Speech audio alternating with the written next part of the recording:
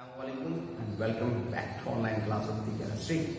तो dear student, जैसे कि आपको पता है हम थर्मोडायनामिक्स पढ़ रहे हैं, केमिकल थर्मोडायनामिक्स। ओके, बहुत सारे पार्ट्स हम पढ़ चुके हैं इसके अंदर के। आज अपना नया टॉपिक है work done in a chemical reactions.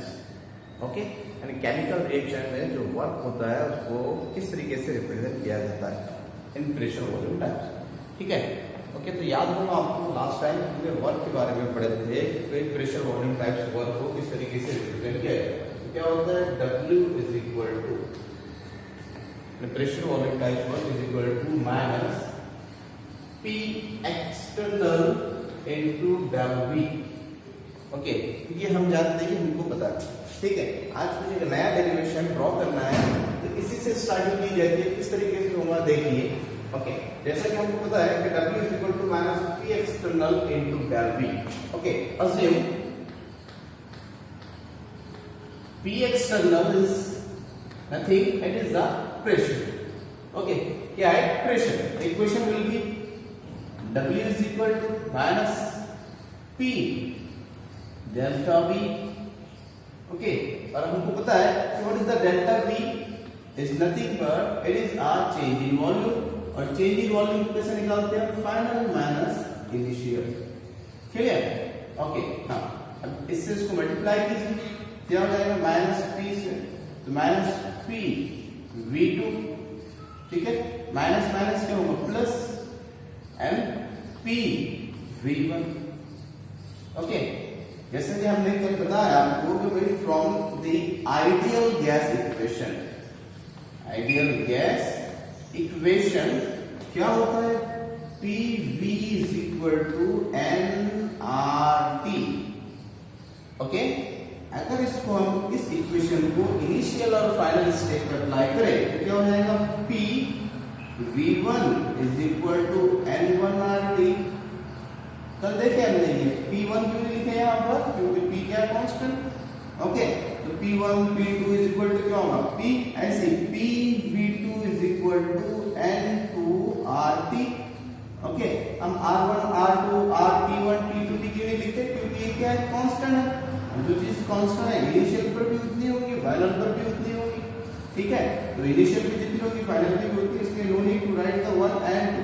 बस यहाँ पर जो चीज चेंज होने वाली है वो वॉल्यूम और नंबर ऑफ मोल। ठीक है, तो यहाँ से ये वैल्यूज अपने को यूज करना है इस इक्वेशन के अंदर। ठीक है, तो नेक्स्ट इक्वेशन क्या बन जाएगी, देखिए W is equal to, okay, यानी W इज इक्वल टू जहां पर P V2 है वहां पर क्या यूज करेंगे, N2RT। ओके, तो माइनस का साइन पहले से यहाँ पे minus N2RT। Okay, now plus P V1 के लिए क्या रखते हैं, N1RT। Okay, plus N1RT। ठीक है, ओके, अब यहां से कांस्टेंट दिख रहे होंगे आपको RT, तो RT कांस्टेंट निकालना, और साथ ही साथ यहां से साइन भी कांस्टेंट निकलेगा माइनस। आपको पता है जब यहां से माइनस कांस्टेंट निकाल लिया जाए तो माइनस, तो यहां से RT बाहर निकलेंगे ब्रैकेट से RT, तो बचा क्या ब्रैकेट के अंदर, यहां से RT निकल गए, माइनस का साइन निकल गया, तो बचा N2। ओके, अब जब साइन माइनस के बाहर निकल जाएगा माइनस, क्योंकि बाद में फिर से मल्टीप्लाई करेंगे, माइनस माइनस क्या होगा प्लस, तो N2 N1। बस ये छोटा सा पॉइंट है, इसको याद रखिए। अगर ये याद रख लेते तो बहुत ही इजीली आप डेरिवेशन ड्रॉ कर सकते हैं। ठीक है, अब आपको पता है कि कोई भी चीज फाइनल माइनस इनिशियल हो तो हम उसको डेल्टा के फॉर्म में लिखते हैं। ओके, यानी क्या हो जाएगा, ये W is equal to minus delta change in number of mole, okay, and RT। यही हमको ड्रॉ करना था, जहां पर डेल्टा N क्या है, delta N is nothing but change in, क्या है, change in number of mole. Okay, जहां पर N2 किसके है, प्रोडक्ट के, और N1 किसके है, रिएक्टेंट के। क्लियर? ओके, अब हम बात कर रहे हैं प्रेशर वॉल्यूम टाइप, तो ये जो भी मोल्स है इसके लिए हो, गैसियस के लिए, तो हम यहाँ पर इस तरीके से जी भी लिख सकते हैं। ओके, यानी change in mole of gases into RT। तो क्या होता है work? W is equal to minus change in number of moles of gases into RT। Okay, अब यहाँ पर पॉसिबिलिटी क्या क्या हो सकती है? क्योंकि पहली पॉसिबिलिटी क्या है कि भाई N2 is greater then N1, ठीक है। एंड इफ N2 क्या होगा? ग्रेटर होगा किससे? N1 से। और जब भी हम डेल्टा N निकालते हैं तो उसके लिए क्या निकालते हैं? N2 minus N1। और अगर N1 क्या है? ग्रेटर है, सॉरी N2 क्या है? ग्रेटर है और N1 क्या है? स्मॉलर है। तो ज्यादा में से कम को माइनस करेंगे तो हमेशा आंसर क्या आएगा? पॉजिटिव। क्लियर हो रहा है? ओके, तो आंसर क्या आएगा? पॉजिटिव। अगर ये पॉजिटिव की वैल्यू डेल्टा N की वैल्यू अगर मैं उठाकर यहां पर रखता हूं तो पॉजिटिव निगेटिव क्या हो जाएगा? फिर से निगेटिव। समझ में आ रहा है? तो क्या हो जाएगा? ये निगेटिव। और निगेटिव होगा यानी W क्या हो जाएगा? निगेटिव। और जब भी निगेटिव होता है तो क्या कहते हैं इसको? एक्सपांशन या फिर work done by the system. Work done by the system on the surrounding. Clear? ये होगी पहली पॉसिबिलिटी। दूसरी पॉसिबिलिटी क्या हो सकती है कि भी N2 is smaller than N1। Okay, और जब ऐसा होगा तो यहां पर डेल्टा N की वैल्यू आपको पता है क्या आएंगी? पॉजिटिव आएंगी। ओके,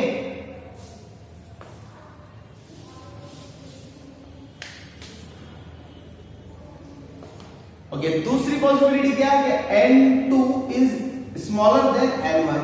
यहां पर क्या होगा? जो डेल्टा N की वैल्यू है ये क्या है? निगेटिव। क्योंकि क्या होगा? कैसे निकालते हैं? Final minus initial. और अगर फाइनल स्मॉलर है और इनिशियल लार्जर है तो आंसर हमेशा क्या आएगा? निगेटिव। और ये वैल्यू अगर हम यहां पुट अप करते हैं तो निगेटिव निगेटिव क्या हो जाएगा? पॉजिटिव। और अगर पॉजिटिव है हम क्या कहेंगे? Work done from the surrounding on the system. Clear? Okay, now next तीसरी पॉसिबिलिटी ये है कि N2 is equal to N1। तो आपको पता है डेल्टा N की जो वैल्यू है ये जीरो आएगी क्योंकि इनिशियल जितना है फाइनल भी उतना रहेगा। तो फाइनल माइनस इनिशियल की वैल्यू जीरो, तो ये क्या हो जाएगा? जीरो। जब हम जीरो यहां पुट अप करेंगे तो वर्क इज इक्वल टू क्या हो जाएगा? जीरो। जो क्या इंडिकेट करेगा कि अगर प्रेशर चेंज ना हो, वॉल्यूम चेंज ना हो तो वर्क डन क्या होगा? Zero. Clear? Okay, now our next topic is enthalpy of physical transformation. Okay, मतलब फिजिकल जब चेंज होता है सॉलिड का लिक्विड में, लिक्विड का गैस में, या सॉलिड का डायरेक्ट गैस के अंदर कन्वर्शन, ये होता है फिजिकल चेंज। और इस टाइम में जो भी एंथैल्पी में, जो भी एनर्जी में चेंज आता है वो हमको देखना है। ओके, तो चलो देखते हैं। अप्रोक्सीमेट सारी की सारी डेफिनेशन सेम है। अगर कोई एक डेफिनेशन समझ लेते आप तो सारे डेफिनेशन आप खुद को समझ सकते हैं। ओके, तो किस तरीके से चेंज होता है? सब हो सकता है। सबसे पहला enthalpy, enthalpy of fusion. Okay, यानी मेल्ट होना। जब भी कोई चीज मेल्ट होगी तो उस टाइम में एंथैल्पी में, एनर्जी में जो चेंज आएगा उसे कहा जाता है एंथैल्पी ऑफ फ्यूजन। ओके, इसको रिप्रेजेंट किया जाता है डेल्टा। ओके, और फ्यूजन के लिए FU, S एंड H, यानी एंथैल्पी चेंज इन फ्यूजन। इस तरीके से रिप्रेजेंट किया जाता है। अब समझिए, है बहुत ही सिंपल चीज समझने के लिए। अगर कंसीडर कीजिए कि भाई H2O वाटर, आइस लिए हमने सॉलिड स्टेट में, ठीक है, आइस एंड वाटर लिए सॉलिड स्टेट के अंदर, और ये क्या हो रहा है? एनर्जी एब्सॉर्ब कर रहा है और टाइम में कन्वर्ट हो रहा है ये H2O लिक्विड में, ठीक है। तो इस टाइम पे जो भी एंथैल्पी में चेंज आएगा उसे कहेंगे एंथैल्पी ऑफ फ्यूजन। ओके, और इसको डिफाइन इस तरीके से किया जाता है, the enthalpy change during the 1 mole of solid convert into the 1 mole of liquid, okay, at constant temperature and pressure. Okay, and temperature के अंदर कोई चेंज नहीं आना चाहिए, प्रेशर के अंदर कोई चेंज नहीं आना चाहिए। ओके, और वो टाइम पे अगर कोई सॉलिड मटेरियल्स लिक्विड में कन्वर्ट होता है तो उस टाइम पे जो भी एंथैल्पी में चेंज आएगा उसे कहते हैं एंथैल्पी ऑफ फ्यूजन। इस रिएक्शंस के लिए एंथैल्पी ऑफ फ्यूजन की वैल्यू आती है plus 6.01 kilo joule per mole eight 0 degree Celsius. ठीक है, इस तरीके से तो समझ में आया what is the enthalpy of fusion. The enthalpy change during the 1 mole of solid gate convert into the 1 mole of liquid, okay, without changing the temperature and pressure. Such the change in enthalpy is called as enthalpy of fusion. Okay, now next, enthalpy of vaporization.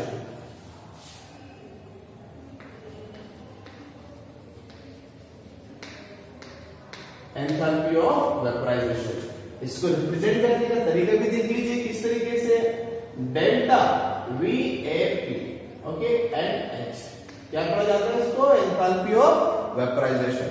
Okay, अब किसे कहेंगे enthalpy of vaporisation. अब यहां पर क्या करना है, vapour कब बनता है कोई भी चीज, जब लिक्विड से गैस बनती है। तो कंसीडर कि भाई लिक्विड लिए हमने यहां पर वाटर और उसके अंदर कन्वर्ट हो रही है गैस के अंदर, और क्या बना रही है, वेपर। ओके, तो इस टाइम में जो भी एंथैल्पी में चेंज आएगा इसे कहते हैं enthalpy of vaporisation. Clear? Okay, चलिए देख लीजिए किस तरीके से होता है कि जब एक मोल 1 मोल ऑफ वाटर कन्वर्ट होता है किसके अंदर, 1 मोल ऑफ गैस में, तो उस टाइम पे एंथैल्पी में जो भी चेंज आता है 40 किलो जूल पर मोल। क्लियर? ओके, अब इसको डिफाइन कैसे करेंगे, the enthalpy change during the 1 mole of liquid get convert into the gases और vapour at the constant temperature और pressure.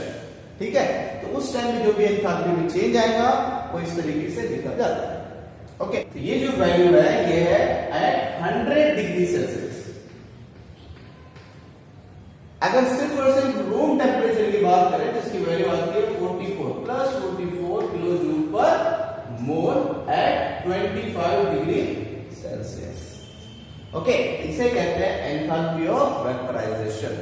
Okay, now next third possibility क्या हो सकती है फेज ट्रांसफॉर्मेशन के अंदर, sublimation. Okay, enthalpy of sublimation.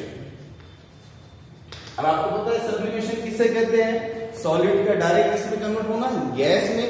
Okay, जब solid अगर डायरेक्ट गैस के अंदर कन्वर्ट होता है तो उसे कहते हैं सब्लिमेशन, और उस टाइम में जो भी एंथैल्पी में चेंज आएगा उसे कहेंगे enthalpy of sublimation.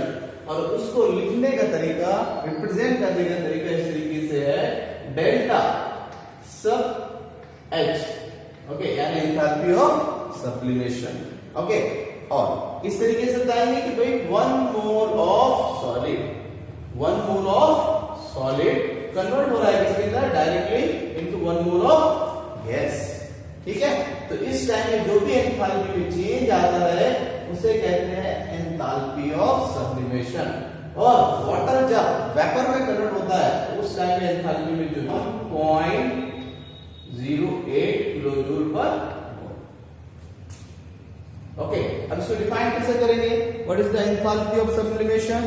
The enthalpy change during the 1 mole of solid get convert into 1 mole of gas without changing the temperature and pressure. Okay, clear? Okay, the enthalpy of sublimation. Now next, enthalpy of ionization. Okay, और इसको represent किया जाता है delta I और H से। Okay, और पढ़ा जाता है एंथैल्पी ऑफ आयोनाइजेशन। ओके, अब आयंस कब बनते हैं, जब कोई भी पार्टिकल्स एटम क्या करते हैं, इलेक्ट्रॉन गेन करे या इलेक्ट्रॉन लॉस करे। ओके, तो कंसीडर कीजिए, देखिए इधर इस तरीके से किसे कहेंगे enthalpy of ionisation, sodium 1 mole sodium ले रहे हैं। ओके, और क्या करना है, इसमें से इलेक्ट्रॉन निकालना है ताकि 1 मोल क्या बने, Na कैटायन, और क्या निकले 1 मोल इलेक्ट्रॉन। तो इस टाइम में जो भी एंथैल्पी में चेंज होगा वो एंथैल्पी ऑफ आयोनाइजेशन कहलाता है। ओके, और इसकी वैल्यू हमेशा कैसी आती है? पॉजिटिव आएगी, ताकि इलेक्ट्रॉन निकालने के लिए हमेशा एनर्जी क्या होती है? रिक्वायर्ड होती है। एनर्जी हमेशा क्या होती है? दरकार होती है, लगती है। ओके, अब इसको डिफाइन किस तरीके से करेंगे? ओके, द एंथैल्पी चेंज, देखिए सारे डेफिनेशन सेम है, अगर आप एक डेफिनेशन समझ लेते तो खुद ब खुद समझ में आ जाएगा, बस हर प्रोसेस पे अप्लाई करते जाना है। Okay, now what is the enthalpy of ionisation?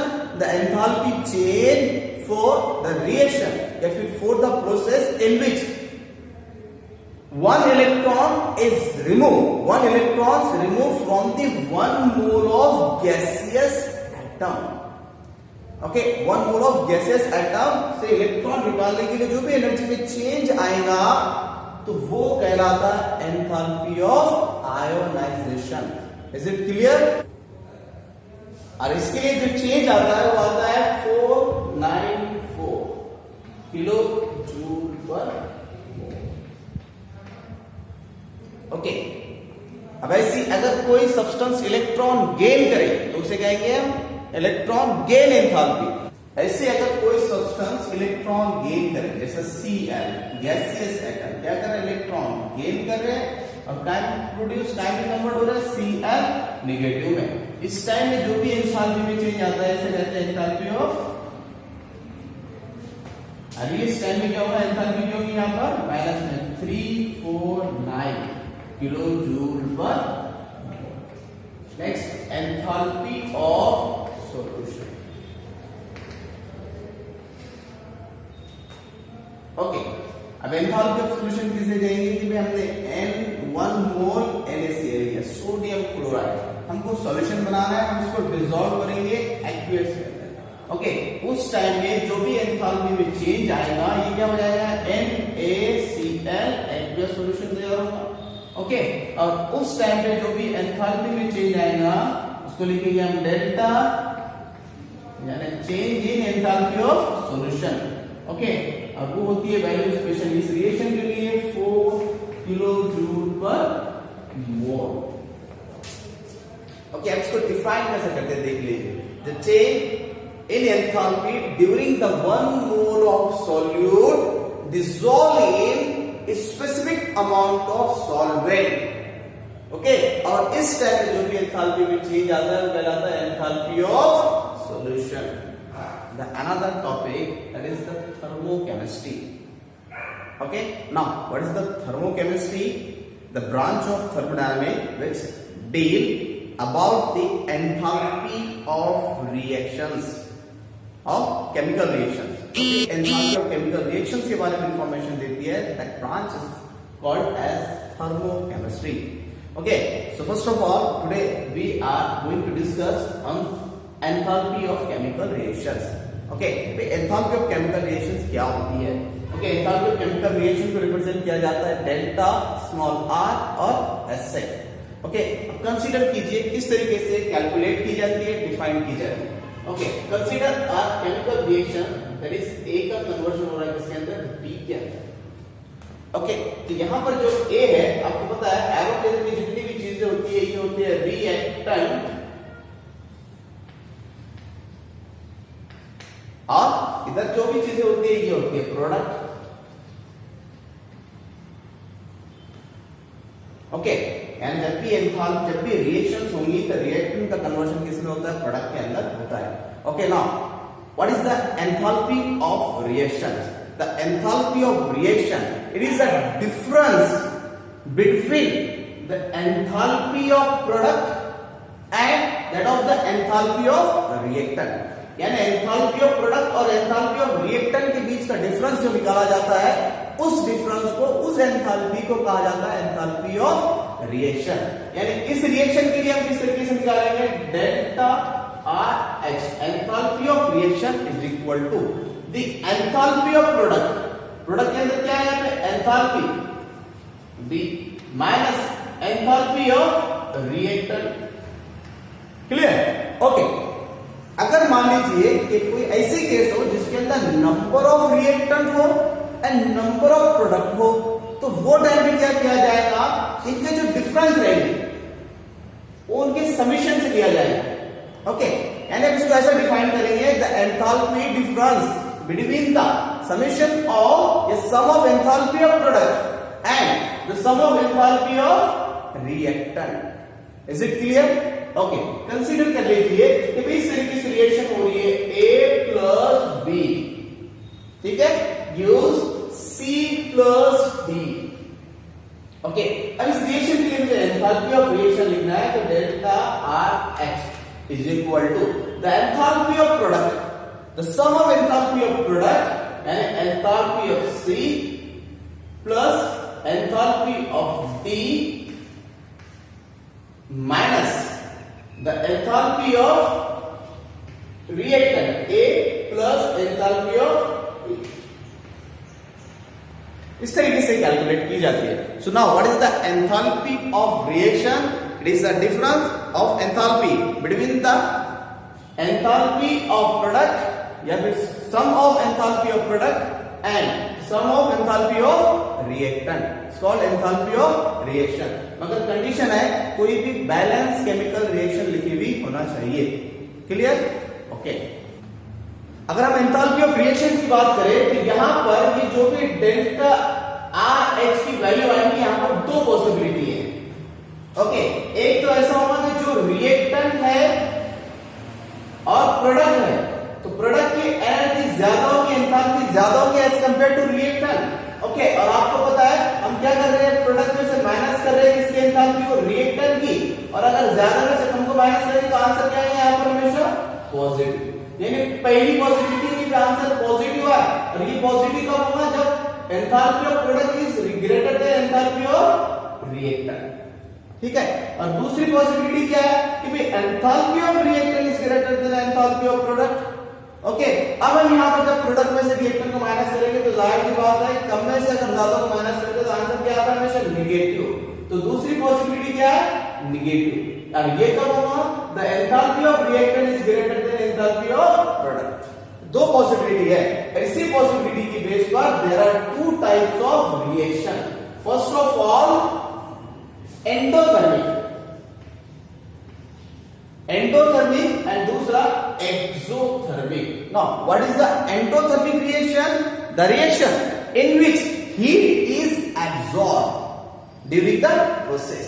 यानी जब भी रिएक्शन होगी उसमें हीट एब्सॉर्ब होगी, उस प्रोसेस को कहा जाएगा, उस रिएक्शन को कहा जाएगा एंडोथर्मिक रिएक्शन। ओके, और what is the exothermic reaction? The reaction in which heat is release और हीट इज इवॉल्व। ओके, इस रिएक्शन को कहा जाएगा एक्सोथर्मिक रिएक्शन। क्लियर?